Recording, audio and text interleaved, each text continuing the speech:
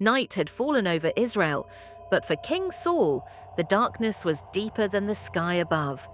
The Philistine army had gathered in Shunem, thousands strong, weapons glinting in the firelight.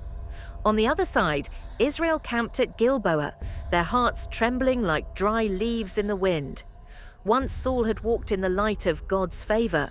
Once the Spirit of the Lord had rushed upon him, and Samuel the prophet had spoken truth into his ears.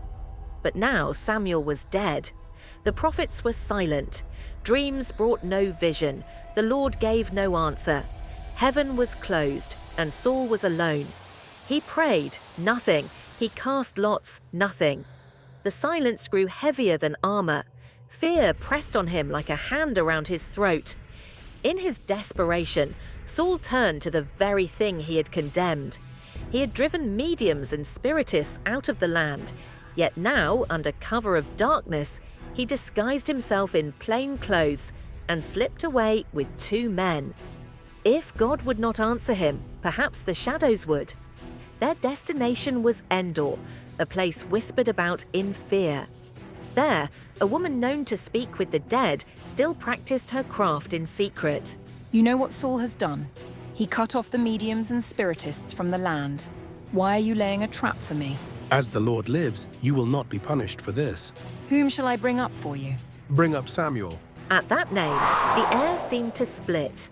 The woman screamed. A figure appeared, an old man, cloaked in a robe, rising from the earth. Suddenly, the woman understood who stood before her. You are Saul.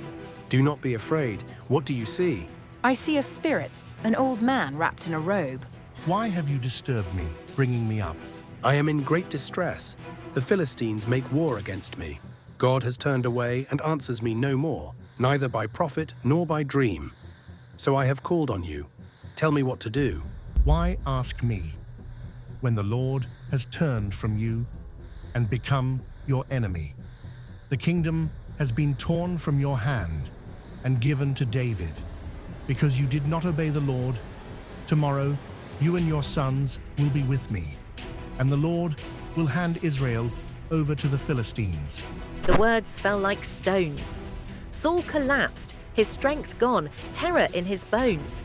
He had come seeking comfort in the shadows, but found only the certainty of doom. Strangely, the woman showed him mercy. She prepared a meal, urging him to eat. He rose weakly, but the night was heavy with prophecy. The king who had once towered head and shoulders above all Israel now stumbled into the darkness, knowing his crown was slipping, his kingdom ending, and his death only hours away.